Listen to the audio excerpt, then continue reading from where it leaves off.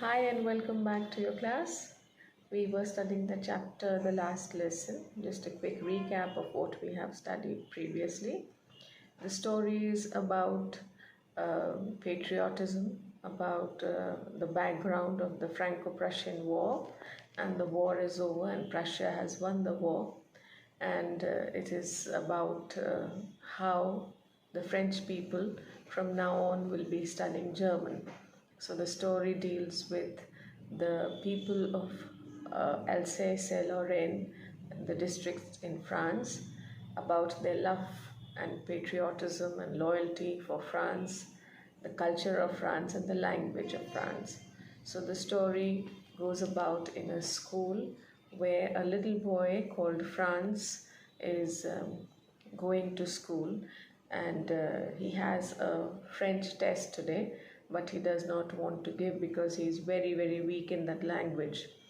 But on the way, he sees that there is some hustle and bustle going on, and the villagers are quite intrigued by a piece of information, and he doesn't know the information. But as he reaches the school, he finds everything very strange because everything is very, very quiet, and a very strange silence and sort of a solemn silence covers the school and the teachers and the villagers. So he enters the class, and generally, if he would have been late, then Professor Hamel would have scolded him. But Monsignor Hamel calls him inside and makes him sit down, which he finds it very peculiar. Also, he sees that there are some villagers sitting at the last bench, and there's the postmaster, there is the all educated people of the village are sitting there and trying to pay attention to the French class that is going on. And he finds it very strange that why the villagers are attending the class, and he doesn't know. So there are quite a lot of instances where he feels that something is definitely wrong, but he is not able to comprehend what is wrong. And so we'll read the story ahead and we'll try to find out how the child comes to know what it is about. Okay?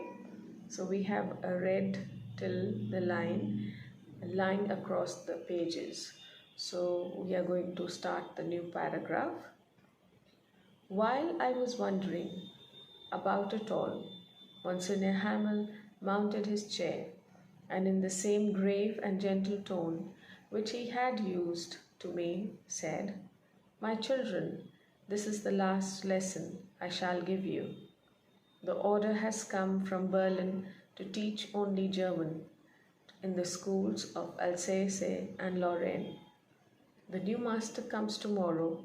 This is your last French lesson. I want you to be very attentive." So, Monsignor Hamel, who was dressed up very smartly in his suit and hat, which again the writer found it very, very strange because he wore that particular suit and hat only on days of inspection and on important days, and he is wondering what is important today. So now that he says that from this is the last French class that I'm going to take, and now on the Prussians will take over, and from the next day German will be taught instead of French. And he is a true patriot, a true loyalist. So he is feeling the pain of it. He is not happy at all that French will be taken over by German. And so are the villagers, and that is why they are there. But what is the reaction of the boy? Let us see that. What a thunderclap these words were to me.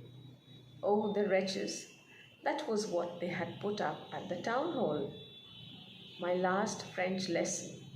Why? I hardly knew how to write. I should never learn any more. I must stop there then. Oh, how sorry I was for not learning my lessons. for seeking birds' eggs or going sliding on the Tsar. My books, that had seemed such a nuisance a while ago, so heavy to carry, my grammar and my history of the saints were all old friends now that I couldn't give up. And Monsignor Hamel too. The idea that he was going away, that I should never see him again, made me forget all about his ruler and how cranky he was. So, what happens is the first reaction is that he hears a thunderclap, in the sense he's very happy in his mind that he will not be studying French anymore, and it gives him so much of joy, as if he felt like clapping his hands.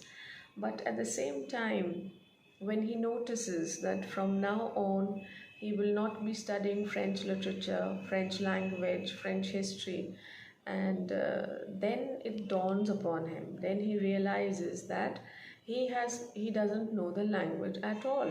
He has not studied properly, and he is very weak, and he needs to study that language.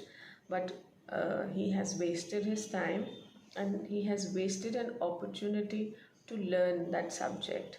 And now it is too late, because from now on that language will not be taught anymore. And then he remembers how he has wasted his time sliding and seeking, trying to find birds' eggs. He was bunking classes and he was trying to find eggs, or trying to play sliding down, running about in the fields. And these books, at a time it looked like nuisance to him. He had to carry such a heavy bag. He had to carry his history books, his literature books, and now he says that now I have to give it up. And from the next day onwards, Monsignor Hamel will not be teaching him anything. And then he starts missing Monsignor Hamel, who was generally a very strict teacher and a very cranky teacher at the same time. And otherwise, he would have felt very happy that, thank God, he doesn't have to study. But now he's feeling very sad, and he's confused that why is he feeling that, right? And then it dawns on him that while he was coming to school, where the villagers were gathered and they were reading the notice board, it was this news that they were reading. And then it dawns on him why the villagers are there in the class, and they are also studying French. Then he understands कि ये सब क्यों हो रहा था, क्यों इतने सारे लोग आए हैं, क्यों एक अजीब सी साइलेंस क्लास में थी. Now he understands it, right? Poor man. It was in honor of this last lesson that he had put on his fine Sunday clothes, and now I understood why the old men of the village were sitting there in the back of the room. It was because they were sorry too, that they had not gone to school. It was their way of thanking our Master for his 40 years of faithful service, and of showing the respect for their country that was theirs no more. So now he understands why the villagers are sitting in the class. He understands why Monsignor Hamel was wearing the green suit.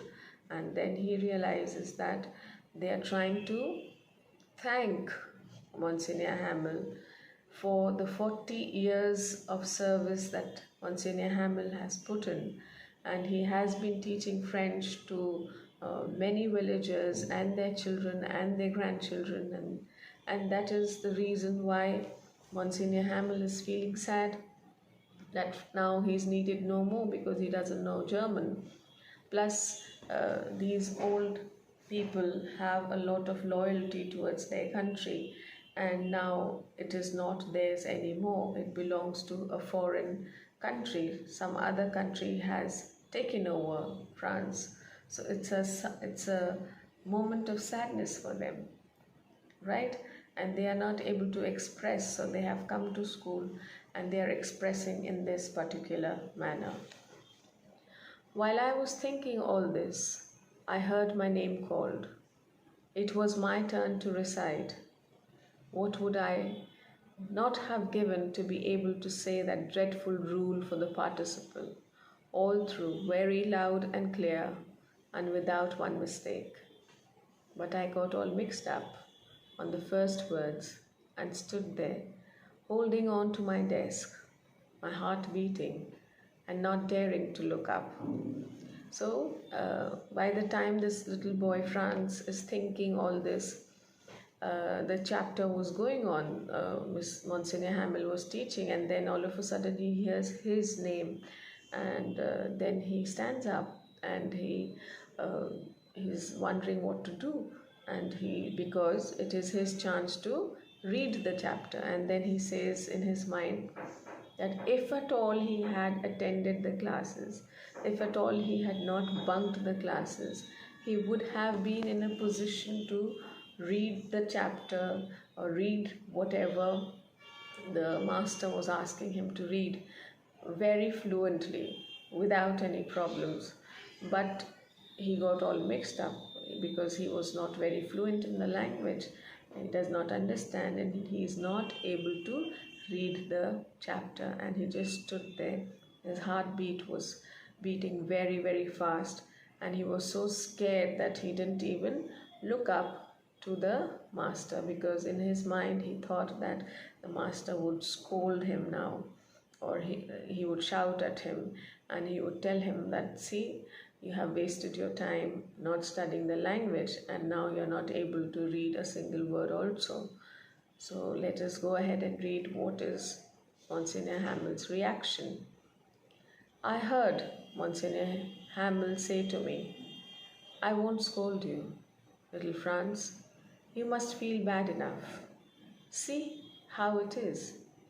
Every day we have said to ourselves, bah, I have plenty of time.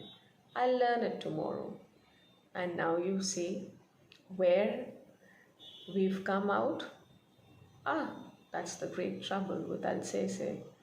She puts off learning till tomorrow.